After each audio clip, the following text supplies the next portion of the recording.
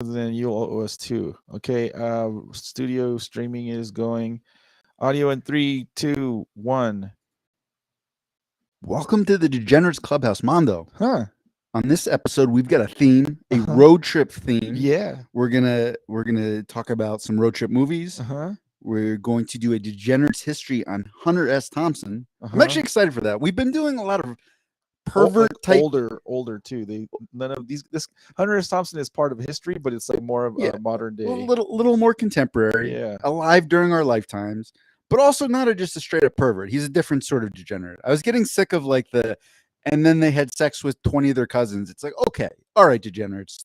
Don't pigeonhole us into that box. And you know what? I'm sure there's probably a degenerate in history that like to have sex with pigeons.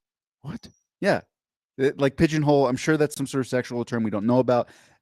My whole point is I wanted to move away from that. This is really kind of productive. Uh-huh. We're going to answer some Reddit questions and then talk about The Last of Us episode 2. Yes. But first, Mondo. Yeah. I had a question for you. Uh-huh. What did the lesbian vampire say to the other lesbian vampire? Yum. I'll see you next month. Okay. All right. I gotcha. You get it because it was a period joke. Yeah. No. But I was on the level. I didn't figure exactly out what the punchline was. Yeah. There's no points involved. You're just not a game show. You don't fail to go on to the next round. Unless you can't name a single good road trip movie, then you fail. We just have to stop the show. Road Trip the movie, and then National Lampoon's Road Trip. Those are my two. Slow down there. Okay. Slow down there. What makes Road Trip the movie? Is that the official title, or is it just Road Trip? Yeah, it was just Road Trip. Yeah. What makes that one of the best of all time? I just because the nostalgia tied to it. I remember seeing it in Whittier College. They had this whatever it was, like Deal 101, like basically this big amphitheater thing, and they played it for free for the campus. And I was like, we were freshmen, like a week into school, and when the school sponsors a movie, we go and watch it, and it was Road Trip, and it was funny as fuck. It still has one of the most iconic lines. Several.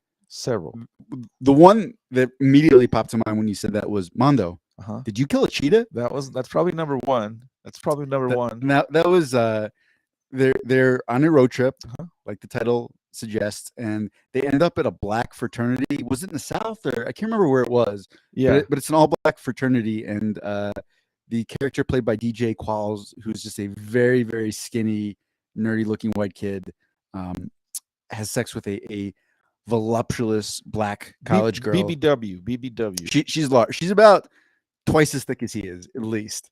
Probably. Maybe several three times. times. Probably quadruple in the ass. Yeah. And he shows the guys on the road trip her underwear, which are leopard print. And they're like, "Did you kill a cheetah?" Yeah.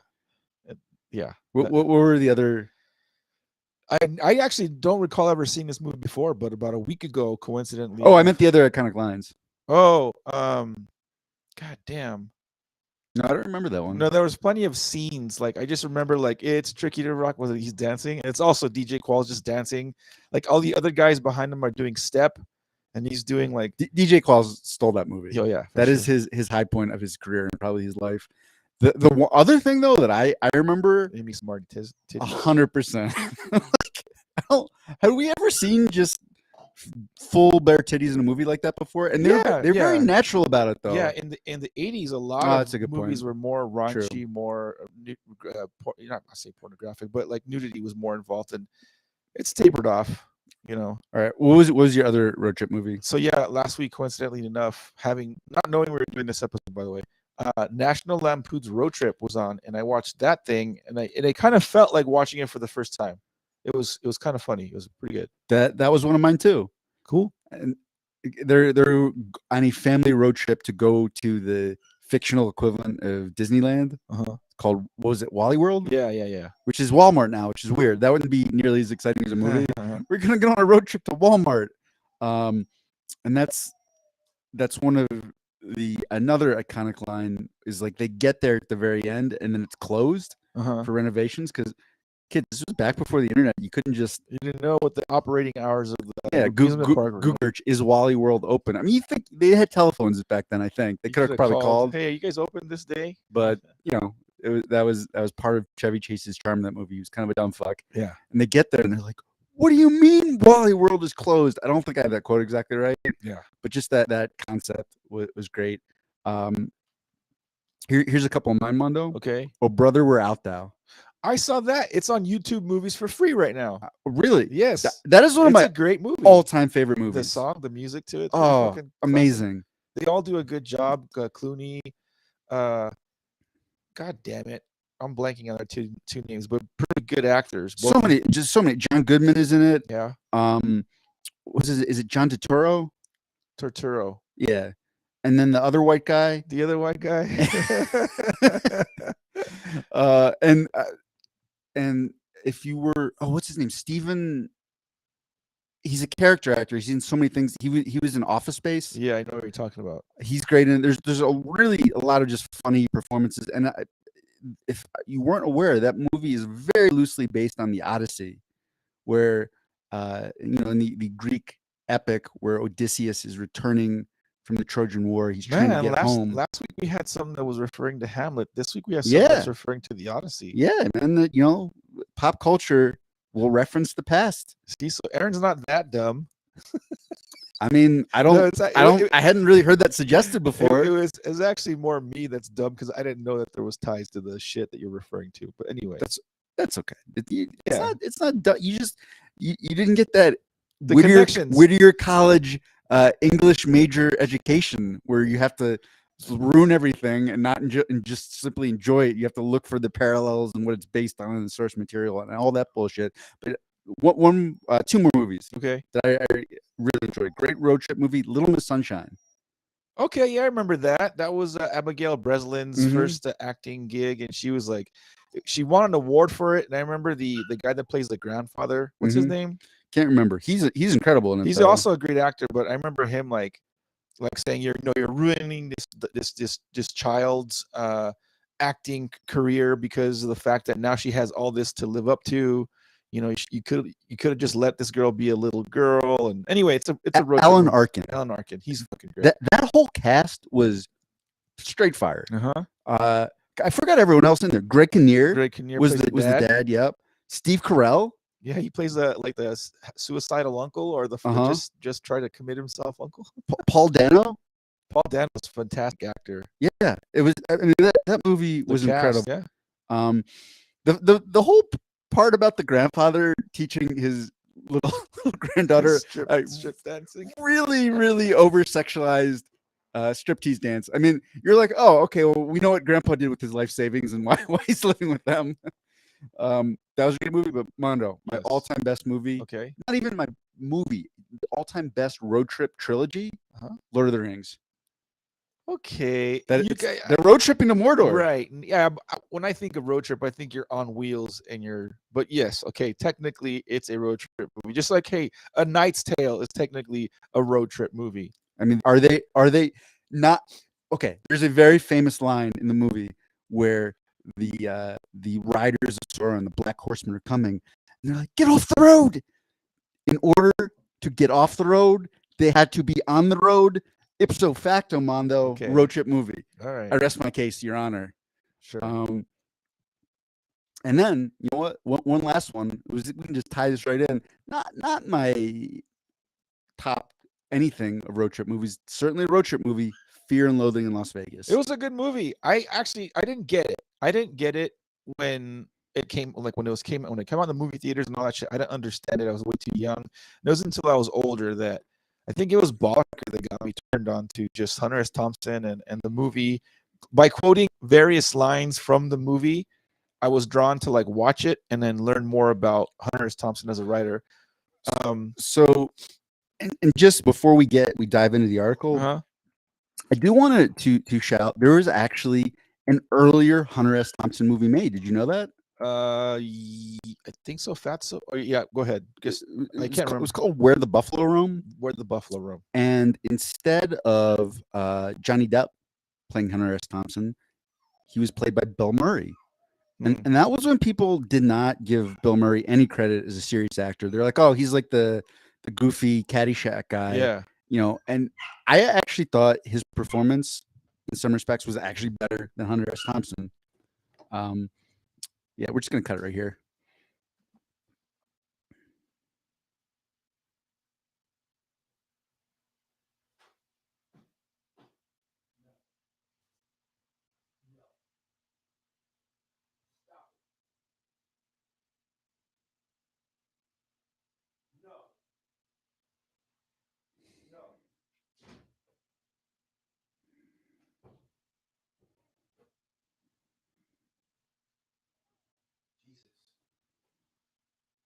Good thing we can cut the dead space off of the final audio.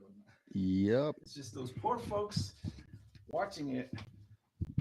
They gotta deal with it. It's okay. I think Bill Murray gave a superior performance to Johnny Depp. Hot take, Mondo. It was a little bit more nuanced. Johnny Depp is just in straight, full-on manic, crazy mode in the whole run of Fear and Loathing in Las Vegas.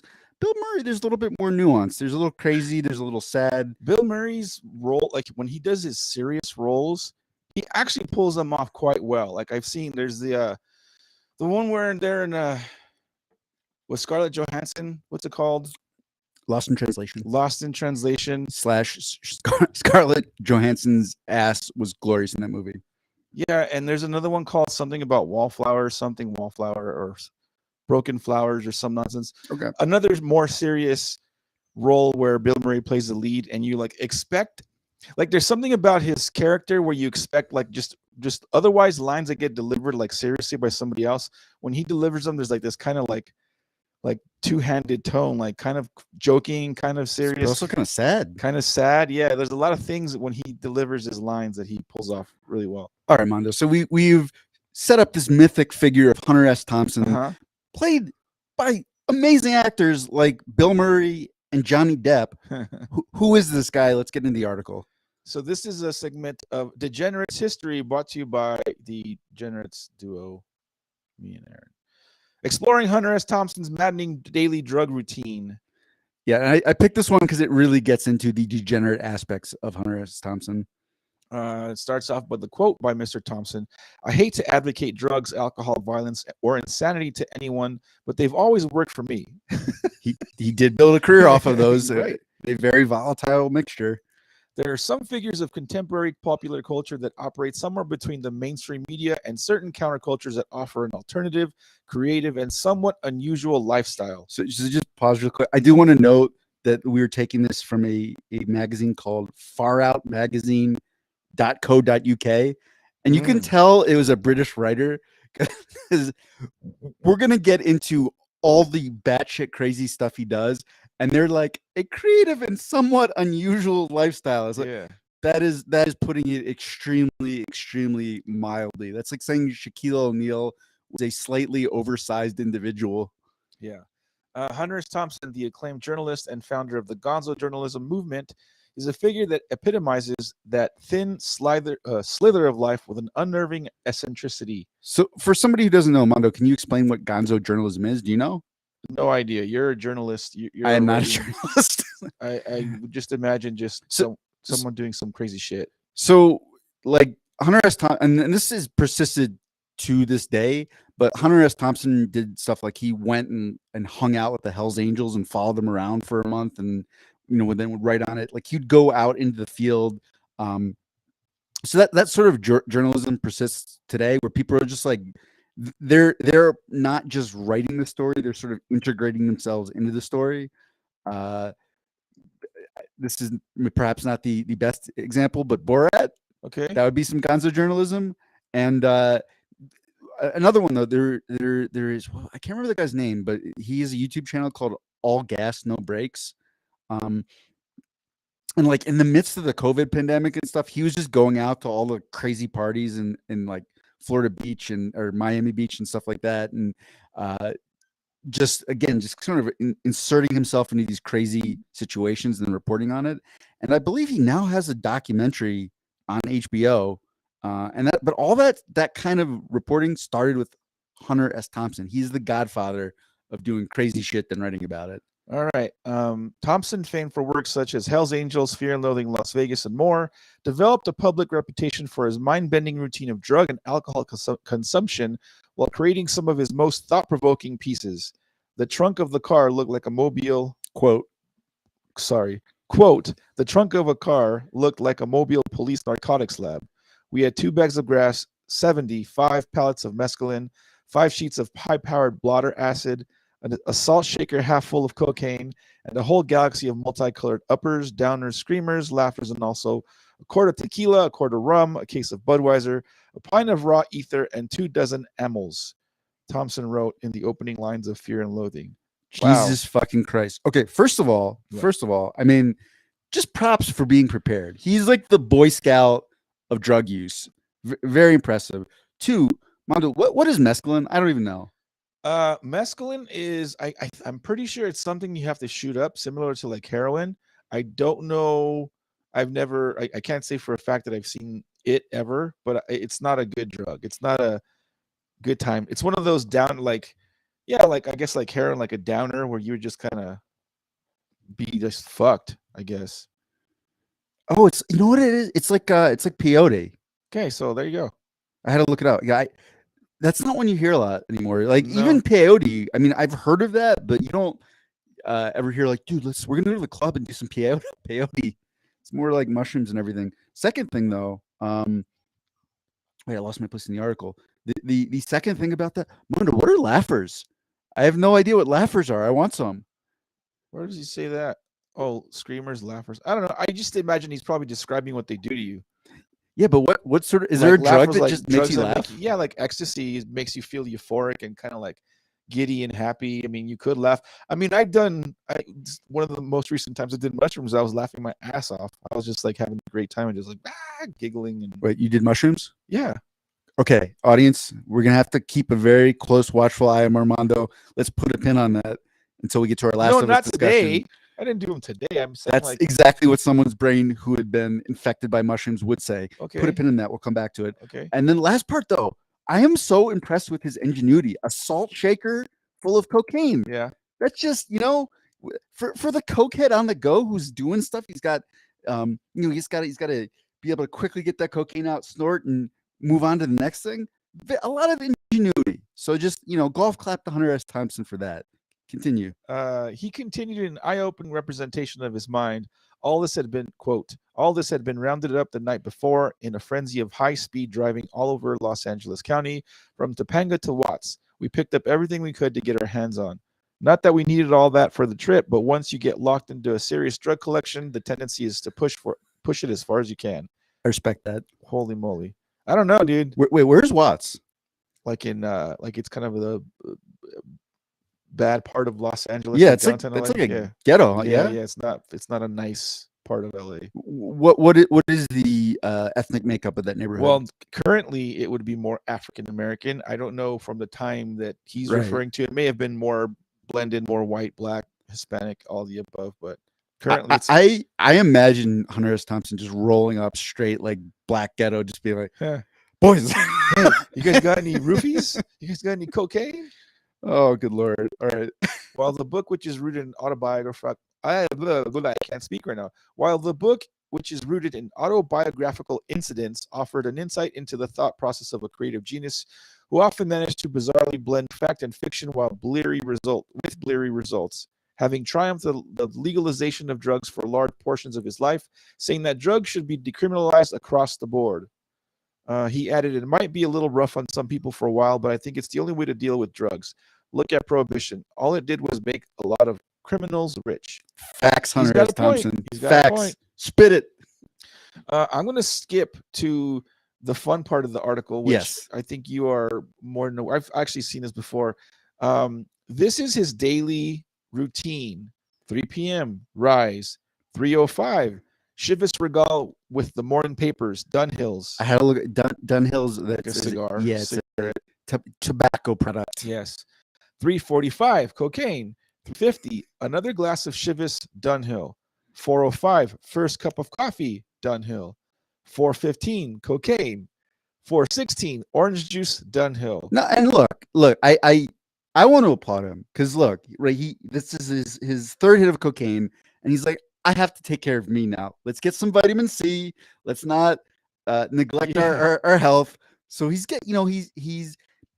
a very health oriented, massive drug user, and I think that is very important for his longevity because he did this for a while. Yeah.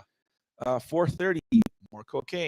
4:54, cocaine. 5:05, cocaine.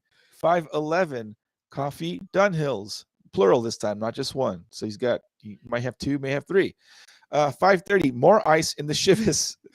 5:45, cocaine, etc., etc. He didn't even bother to. I love that part because this started at 3:00. He's taking cocaine 6 times now, and by 5:45, he's getting bored of the cocaine. He's like at cocaine, etc., whatever. You know, I guess apparently over a 2-hour period, you can lose interest in cocaine. I guess. I wouldn't know, but Hunter S. Thompson, he's just like, whatever, cocaine. 6 p.m. grass to take the edge off the day. 7:05, Woody Creek Tavern for lunch. Heineken, 2 margaritas, coleslaw, a taco salad, a double order of fried onion rings, carrot cake, ice cream, a bean fritter, Dunhills, another Heineken, cocaine. Oh, thank God. I was worried. Mondo, you can't have the 7:05 p.m. lunch without a little bit of cocaine. That would be madness. By the way, it's funny that it says 7:05 p.m. is his lunch. Think about that for a while. Yeah, because he's waking up at 3. Right. Continuing on with the list from 7:05. We weren't done. Heineken, cocaine, and for the ride home, a snow cone, which is a glass of shredded ice over which is poured 3 or 4 jiggers of Chivas. All right, Hunter S. Thompson, missed opportunity. How are you going to make a snow cone without a little cocaine? A little cocaine, dummy. Terrible. 9 p.m. Start snorting cocaine seriously.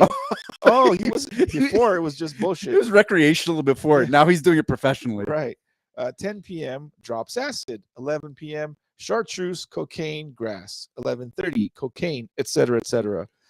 Midnight. Hunter S. Thompson is ready to write. Perfect. Oh, he was just ramping up to the writing process. Jesus. 12:05 to 6 a.m. Chartreuse, cocaine, grass, Chivas, coffee, Heineken, clove cigarettes, grapefruit, Dunhills, orange juice, gin, continuous pornographic movies. So he's just writing with his porn. Is the porn in the background? How is he consuming these porn movies? I suppose so. This was pre-Pornhub, children. Like he had to probably rent VHS or buy these videos. Yeah, he's got a collection of them. 6 a.m. the hot tub champagne, Dove bars, fettuccine alfredo. 8 a.m. halcyon. I don't know how to pronounce that. I'm assuming that's a drug.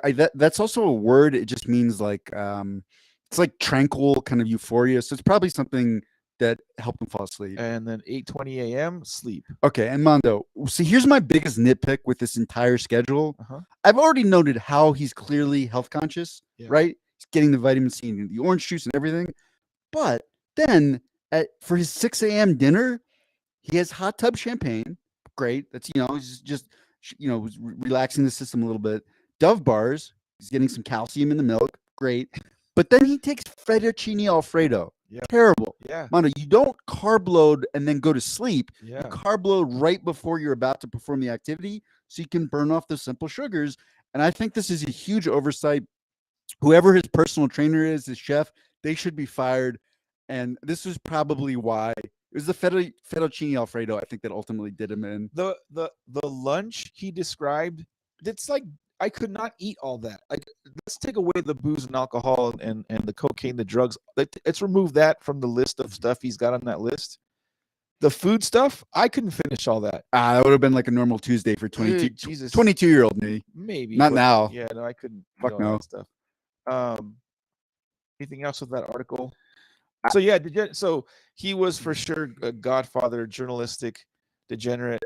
And this just goes to show this man invented a whole genre of journalism. He was integral in the creation of a couple banger movies. Yeah. And you know what? Really not hurting anyone, we don't think. Probably 600 or 700 people he helped directly, and then even more indirectly wind up with drug addictions. But really not. I don't think he was hurting anybody. So what I'm trying to say is not all degenerates are weird, terrible creeps that contribute nothing to society. This man was like the drug using Boo Radley of the world. You know, he's a mockingbird just out there snorting cocaine, and then he turns into a hummingbird. Amen, brother. Moving on to the world of Ask Reddit. Let's go. Let's We're do still this. in the theme. Reddit question number 1, quote unquote. The road to hell is paved with good intentions. What is a real life example of this, Aaron? Dude, I didn't even do that on purpose. I honestly, that just blew my mind. What? So I was trying to stay on theme, right? Right? So spoiler alert. Next question is like, what are your road trip essentials? Yeah. And so then I just went to the first thing on AskReddit, the most upvoted, and I was like, okay, I just got to grab a second question. Mhm. I missed the part that it said road. Yeah. Hello. Oh my gosh. Hello. Why do you think I said this that made the comment? No, that's why I understood as soon as you said. I'm like, oh, all right, okay. Anyhow, I'd actually never heard this. Go ahead. Your answer. I don't. The road to hell is paved with good intention. What is a real example of this? so the one that immediately jumped to mind is when humans try to fuck with nature a little bit, and we think we're doing it for the like benefit of ourselves or the environment, and then there's unintended consequences. Mm-hmm. So this happens a lot, in particular when we introduce non-indigenous species. So I'm trying to. There was like a really specific example where there's some sort of pest. I feel like this was like in Australia or something, and it was that whole. You remember that nursery rhyme where it was like the the the you get the cat to eat the mouse and the dog to eat the cat and no, you remember that one? Mm-mm. Nope. Damn, I was hoping because I obviously have a shaky memory. Anyhow, it was like there was some sort of pest and they introduced um Oh, that was the plague, right? Isn't that how the plague spread with the rats? rats spread with the plague, but I'm trying to remember there was some. This is very shaky, but basically the gist of it was in Australia. They induced a non-indigenous species to try to take care of a pest, Uh-huh. and the non-indigenous species did that fantastically well, completely wiped out the pest, who then it turned out was actually a little bit integral to the uh, ecological system as a whole.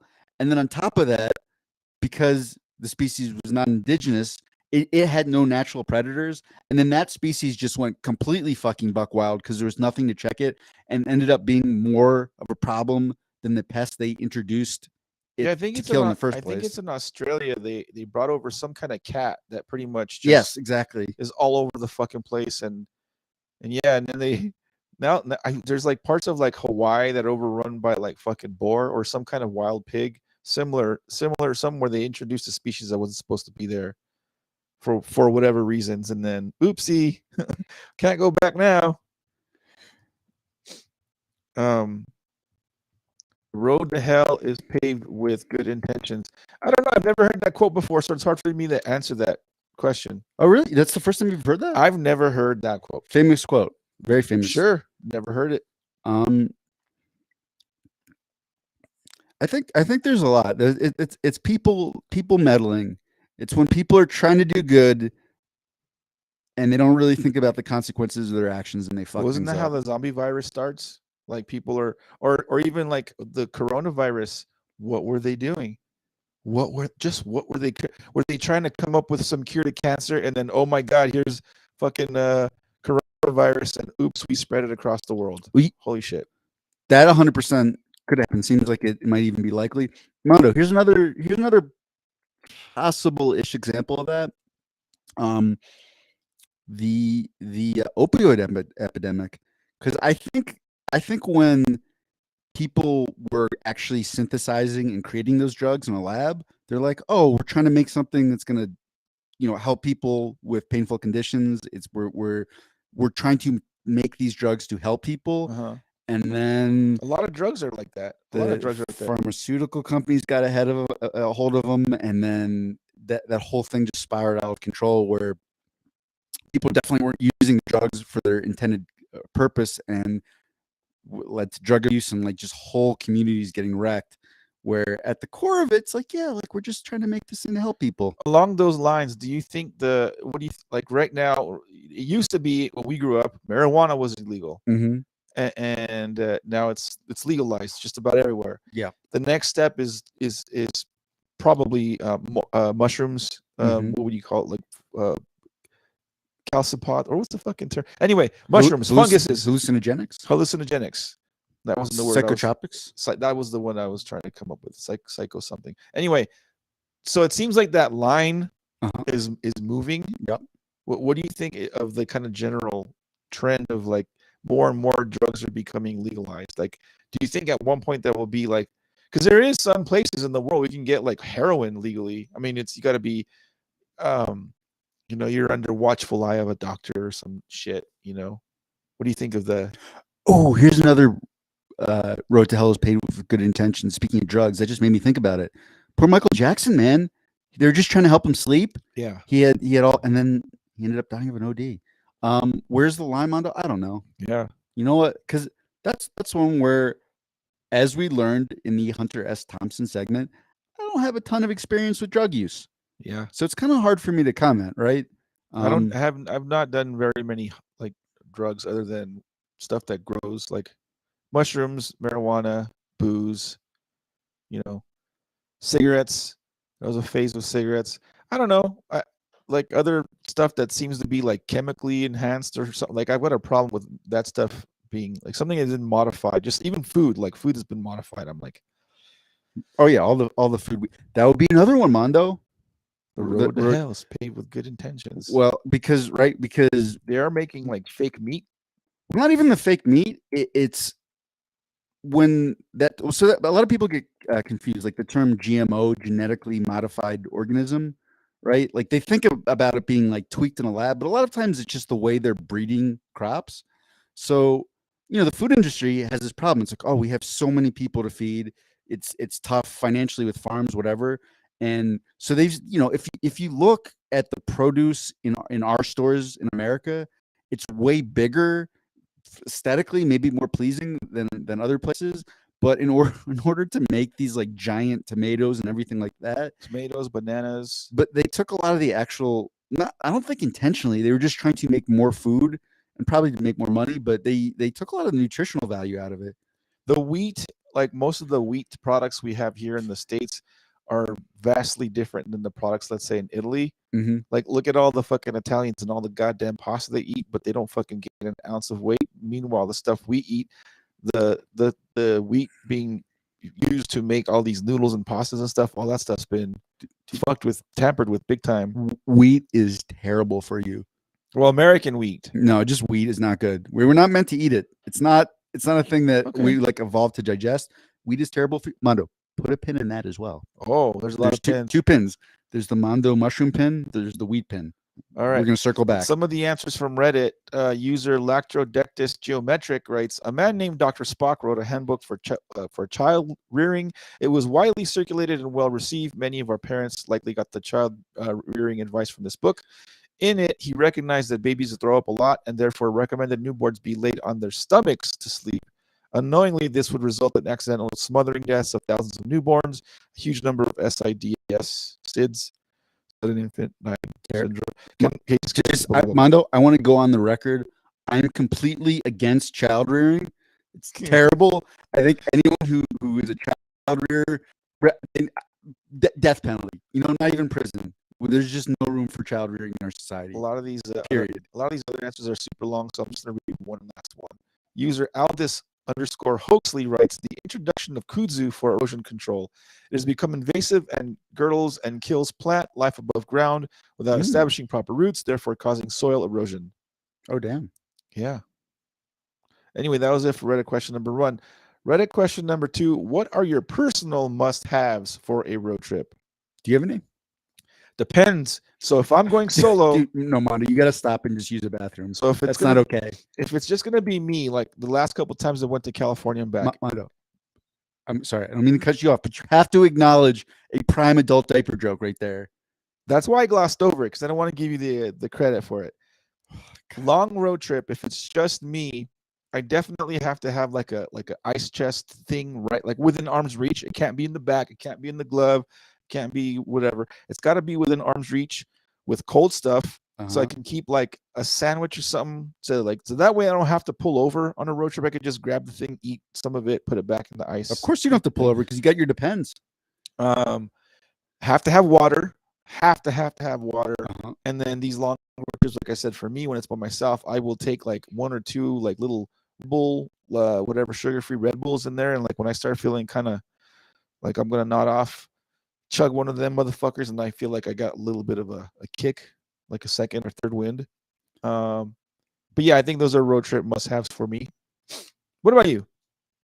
You already hit on one of mine. Like my number one with a bullet is water, and a lot of. I mean, I'll usually bring like 2 large, 32 or 60-ounce bottles of water with me, and because it's twofold. One, you get surprisingly dehydrated on road trips. Yeah. Like, it doesn't seem like you, especially if it's during the summer, there's sun beating through the windows.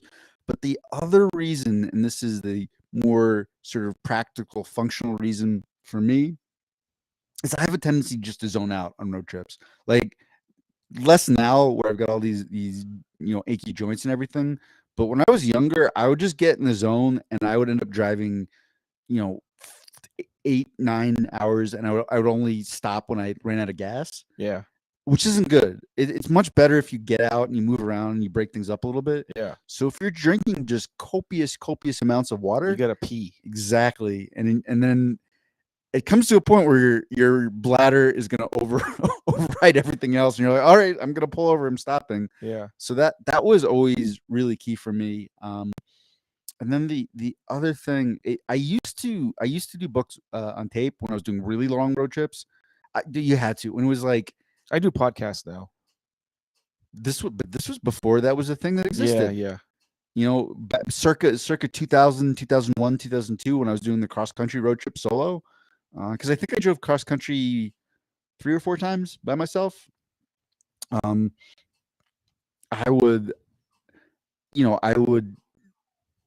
think the first time I did it, I had like 1 CD I'd burned, because this was back in the day. We'd moved on from like mixtapes where you're like holding the recorder up and doing that. So we could burn CDs. We're a little bit more advanced, but yeah, you had to record songs. And I listened to the same like 12 song CD on repeat for like 17 hours straight. And it kind of melted my mind. And I was like, oh, this isn't healthy. No, I can't do that. So just something that kind of keeps you a little bit mentally engaged. So yeah, I do podcasts now too. And here's my last one, Mondo. I think it's great if it's a long trip in particular, if you can figure out a way to kind of break the trip up with some sort of mid way destination. If it's like something to do or somewhere to go or something to do, or what are you looking? I think just mentally, it doesn't really even matter. It's just more like, oh, I'm going to get to this place. So you're not thinking, oh my God, I have to drive all the way from Los Angeles to Philadelphia. It's 46 hours away. Yeah. I can't. It's like, oh no, I'm just going from. So for example, there was one my favorite road trip where I had these little destinations broken up. Where one, I was like, oh, I'm just going to go from LA to Las Vegas. Not that long of a trip. But I got to see. Oh no, I was supposed to see Lewis Black, but I didn't get to see Lewis Black perform because I was staying with one of my grandfather's friends who was this old. She was like a C-tier Marilyn Monroe. That's the way I could put it. She was like a B or C movie star, and I don't know if they had an affair or what her connection was, but she was just like chilling in this house in Vegas, probably dead now. And I was supposed to see Lewis Black, and he thought he was doing me a favor. He's like, yeah, I'm going to send you to the nicest steak restaurant in all Las Vegas with this, however, I think she's maybe 75 or year old, like former movie star. I'm like, can I please just go see Lewis Black? Yeah. All right. No. Okay. So good steak dinner. And then I drove from Vegas to Colorado, and I stayed with, the Bollickers. Christian Bollicker not there. I think it might have just been Brian Bollicker. May he rest in peace. Shout out to Brian Bollicker. Yeah, what's up? For wherever you may be, sir. For making a good couple kids. Thank you for housing me that night. I appreciated You welcomed me into your home with wide arms. Christian, we really bonded. We had no idea. He was just like, you're one of Christian's friends. There's a bedroom. If you need anything, don't ask.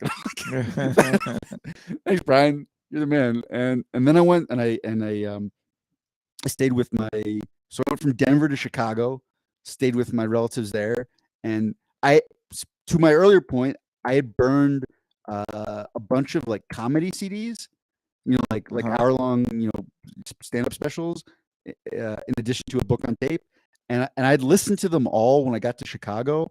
I just gave them all to my little cousin at the time. He's now he's a man with a wife, but I didn't realize like that was a central part of his life. That's where he discovered stand up comedy because he just had all my comedy CDs. So anyhow, having those like little breaks, even if it's just like chilling with Brian Bollicker for 10 seconds, eating steak dinner with a 1950s like C movie star, you gotta be creative.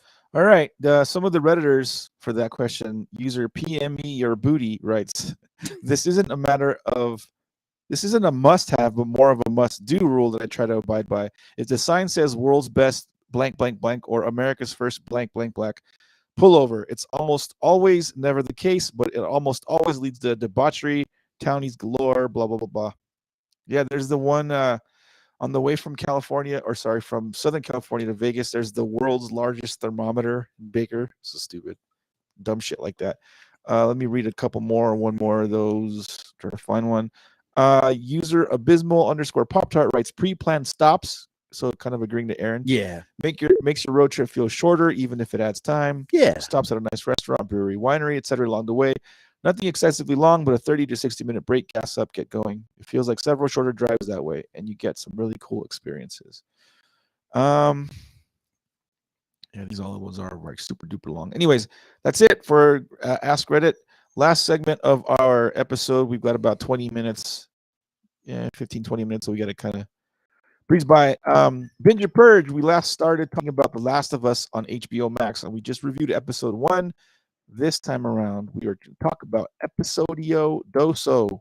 Aaron, what's up? Hallelujah. We do not, I repeat, we do not have another Willow on our hands. Thank God. So far, yes. So far, it's not disappointing. Good show so far. Great performances so far. Episode 1, excellent. I thought episode 2, excellent. Just without going into details or the plot or anything, general reaction to episode 2. What was your feeling? Plot wise or just characters? What do you like? General reaction. General reaction is I'm now feeling more comfortable with Bella Ramsey as Elise or whatever. Elsie. It's been a while, goddammit. You just played the game, you just watched the show, and her name is good. I'm not good with names. Ellie. I was close. Ellie.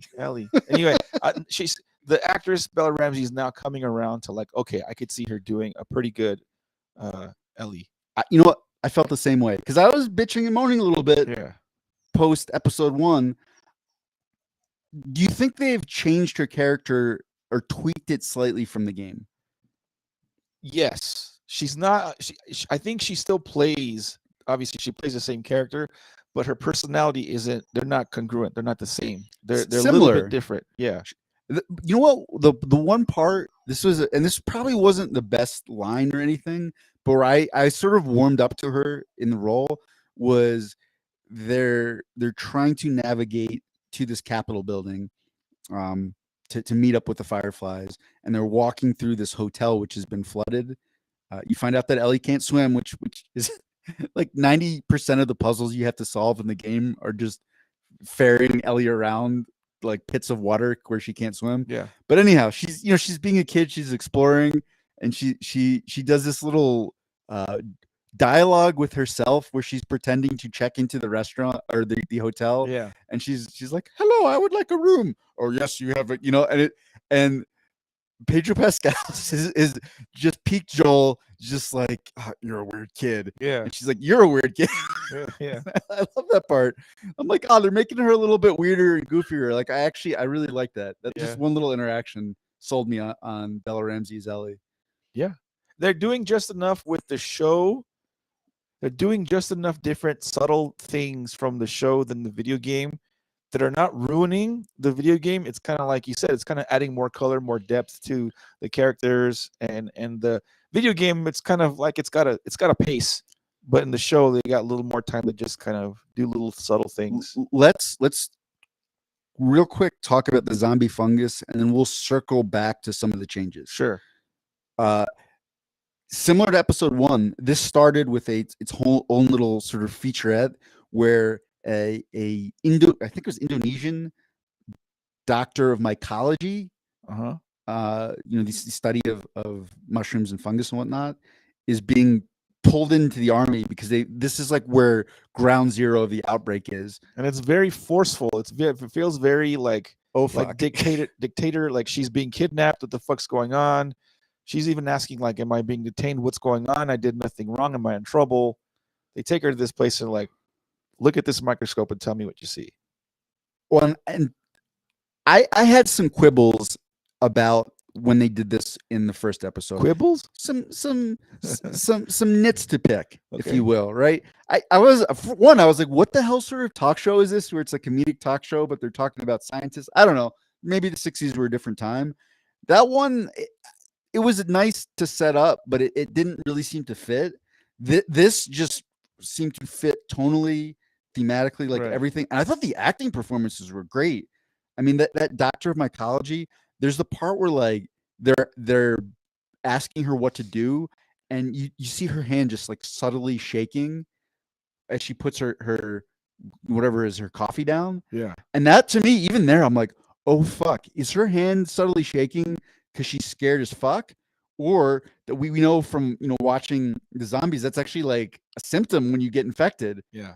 And I'm like, oh, it's probably because she's scared, but like they were masterful with the tension in that whole thing. The other part, was there anything about that sequence that really stood out to you? Not really. Just the sciencey stuff, and then the sciencey stuff. The CGI they did when she's like probing the mouth of the fucking dead thing, and then these little tentacle fucking things creep out. That was kind of creepy. That was kind of like nice little. They didn't have to be too crazy. So there were a couple things really stuck out to me. One, I always had an issue where I felt like this virus, or not virus, well, in any of these outbreak things, the virus suddenly popping up everywhere all at the same time, I always feel like that's unrealistic. Same thing with this. I'm like, how did this fungus suddenly end up everywhere? And they very subtly address that, right? Because we find out that this whole thing started in a wheat plant, right? There's a worker in this wheat plant that's infected, and then she goes crazy. She bites other people, and we still don't know who the first person was infected. But I don't know if you caught it when she was talking about the quote unquote sciencey stuff. She goes, "Oh, a perfect substrate," meaning, yeah, fungus grows incredibly well in wheat, and we now live in this global economy, right? Where like we don't produce all of our wheat. I think America only produces maybe like 40 or 50% of the wheat that we consume. So we have to import a ton of our food from other places. And I don't know if it's India or Indonesia, but like we get a lot of our wheat from that area of the country. So it's really, really plausible that a big shipment of wheat got contaminated, and then it gets spread all over the country to grocery stores. And I hadn't really even thought about this, but they were subtly hinting at all that in the first episode, right? Because you remember they have Joel's daughter, she's making cookies, wheat product with the neighbor. Yeah. And Joel goes, "Oh, I can't eat those. I'm on Atkins." I mean, kids, if you're not a 90s kid, you wouldn't know this, but Atkins famously, it's no carbs, no carb diet. So he's not eating wheat. Like I think they were thinking about it to that level where they're even kind of like playing with that idea in episode 1. So I thought that was pretty cool. Dude, the part where I was like, oh, fuck, that is what you'd have to do. Like the part that really, really was when the general or whoever the military guy was like, well, tell us what to do, right after she's explained that there is no cure, there's no vaccine, there's no drug, and she's just like, bomb the whole city. Yeah, but for real, like how would you get rid of this giant like fungus infestation? Don't know. I don't know. Burning it. Fire always seems to work. Yeah, that's what she said. She's like, just do it on a large scale, whole city, and just I'll move on. But the one thing it made me remember, I'm assuming you're familiar with cauliflower ear, right? Uh-huh. That is one of the three sort of biggest downfalls of grapplers. You get the cauliflower ear. I don't know if you're familiar with the second most common ringworm. Have you ever heard of it? That's the first one I heard of in high school. That's why I didn't wrestle. It's gross as fuck, Mondo. Yeah. It's a fungus that basically like goes under your skin. I mean, you can see it. It's this big like red ring it's almost like burrowed under your skin, so you can't quite get at it. And I got it when I was a sophomore in high school, and at that point we just didn't have any sort of real quality antifungals. Like now, I think we do have some antifungal medication and creams and stuff, and it takes maybe like a week or two. And back then it was like a month, 2 months to get rid of. And I remember getting so frustrated with it that I think I like heated up like a quarter, Gross. on the stove, and then just burned it off my arm. I still have this scar like right on the Nice. underside of my arm. It was, I hated that thing. Fucked with your mind. Anyhow, but that made me think of it when she's like, just burn it all down. I was like, yup, that's what you do, I guess. Take a lot of quarters and throw them in fire and throw them at Aaron. That's how you kill the No, zombie don't virus. don't throw the quarters. You want to be a little more surgical, a little bit more precise. Although it doesn't that does not look like what happened in Boston. They were just bombing indiscriminately. So anyhow, Mondo, you've played the game more recently than I have. Mhm. What were some of the changes that you thought worked, and were there any that you thought did not work? I don't remember exactly how the scene in which the woman, the female character, her last scene in the show, I don't remember. It didn't definitely Tess. It didn't go that way in the video game that I recall. Like her end scene weren't different. They were different. Yeah, it was very different in a lot of ways. One, if I recall, and you can correct me, but I don't think it was zombies like that killed all the fireflies. I think it was Fedra, like the military branch that tracked them down and killed them. So that was different, and so there was no zombie horde, Charging them. charging them. And I think if I remember, it was Fedra that they were fighting on their way out. I don't remember how she died. I don't know if she killed herself or she just stayed to fight them while Joel and Ellie ran away. But that whole part was completely different. And I even remember playing the game where I'm like, well, this doesn't really make sense, right? Why, if Fedra had just killed all the fireflies, why would they then come back to the Capitol building? Like they didn't know about Joel and Tess and Ellie. Like Yeah. this doesn't that was a plot hole where I think they kind of fixed it. So I thought that was good. They retconned it. Yeah. Um, Another difference on that same note, the whole thing with the tendrils underground, Like that that they moved. well, and that if you stepped on the fungus in one place, it could wake them up. That wasn't in the game, was it? No. They were all kind of their own. They were not connected the way that they're doing in the show. In the show, it's all like one giant mind fuck. What do they call it? Mind Hive, hive hive mind. mind. You got there. You did it. Sure. In this show, they're kind of trying to subtly say that that's the case. Like where if you you step on a fucking vine over here, then this fucking leaper or whatever fucking dude comes out over here in this other area. It's just really weird how they're doing it now. I don't know if they're gonna continue with that same thing, or they're gonna use that. So I assumed in part that they changed the infection, the way you're infected, because in the game, it's like you get infected by breathing in spores, and you're constantly wearing a gas mask in the game. And I was like, oh, they probably just don't want the actors to have their face covered the whole time. Like, what's his name? Dude, I just blanked it. Pedro Pascal and the Mandalorian. Yeah, he's probably like, fuck this. Like, I don't want to wear a mask for an entire season again. But I actually think that change made it a little bit creepier and more terrifying. And that is actually how mushrooms work in real life. These huge, long underground tendrils. Fun fact: when I was doing research for how the world would change in the future, I was like wondering, like, well, if greenhouse gases become an even bigger problem, and we have to really cut those down. Like maybe we're not going to have as much animal production because I mean cows dump tons of methane into the atmosphere. So what would we be using as a leather substitute? If all of a sudden we don't have cows to eat, we're probably not going to have as much leather for clothes.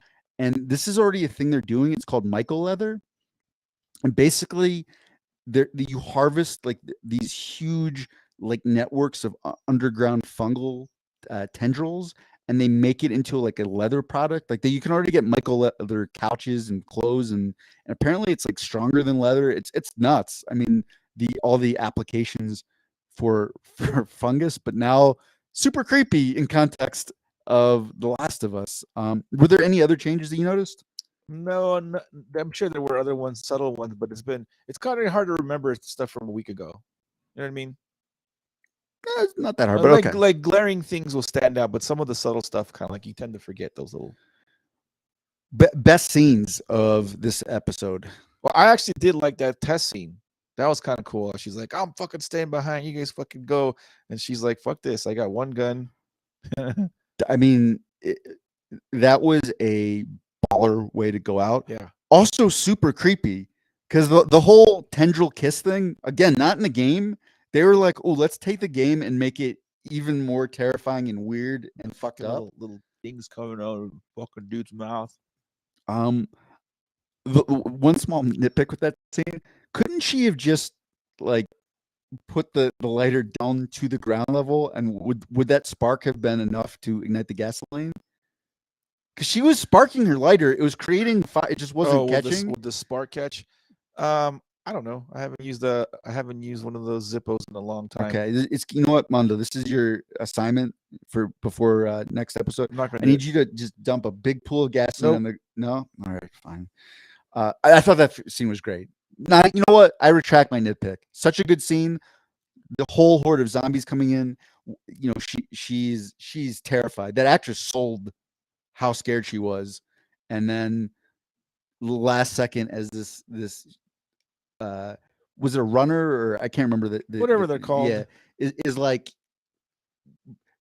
it looks like it's kissing her, but it's basically just putting all the mushroom tendrils into the closest orifice into her brain, and then she finally gets the lighter, and the whole thing blows up.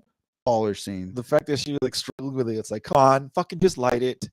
And then the other scene, not nearly as good. I would give this runner up. I really like that whole scene in the hotel.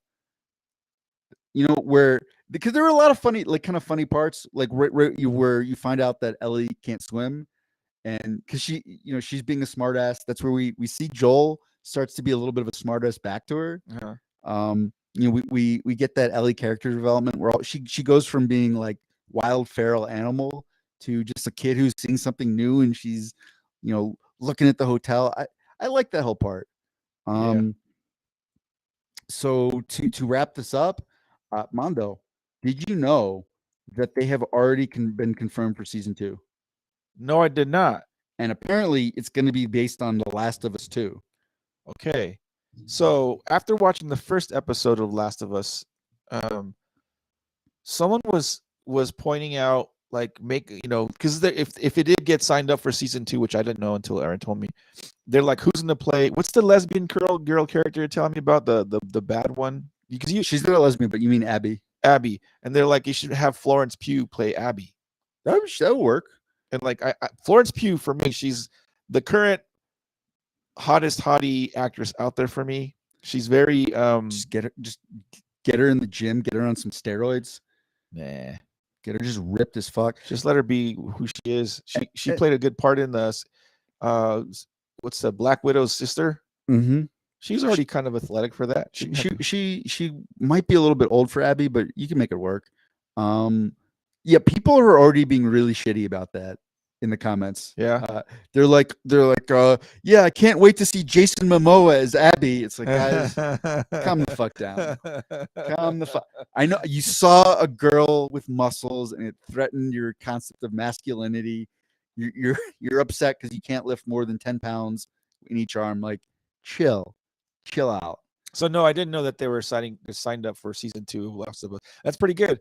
So then if it does well, because there is no Last of Us 3 video game. Pretty much, if there is a season 3, if we get to the point where there's a season 3, they're gonna go on their own. They're gonna go on their own. They're not gonna have like reference material to build. You know what I mean? Yeah. Well, so there are a couple things. One, there is room. There was room for more story to be told after 2. Okay. It wasn't like everything's wrapped up. Yeah. We cured the infection or everyone's dead, or you could continue on a new arc. I'm just really interested to see what they do with 2, because we talked about it a little bit.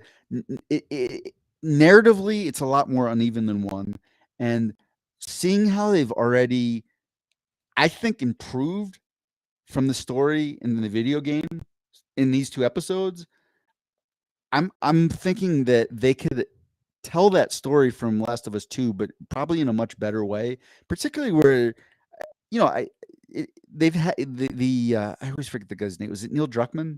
Is that the creator? Sure. The creator from the game worked on the show as well. And he's had years now to like hear the criticism and probably look back and be like, fuck, I should have done this different. Oh, this would have been a stronger way to do it. So I actually have really high hopes for episode 2 and season 2. Yeah, sorry, season 2. Correct. And all the little man-child crybabies who are threatened by a woman with muscles can go suck it. Yeah, season 2 so far, Last of Us, pretty good. Watch it if you haven't. Did you have anything else you want to add to the episode before we wrap it up? Because we're already a little over time, but that's okay.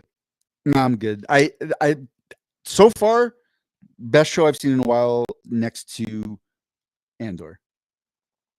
That's high praise. Yep, it's high praise. Thanks for listening to our podcasty, and thanks for watching us on the YouTubes and the Twitches.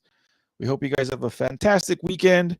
My last little bit is the last. We got the conference finals today.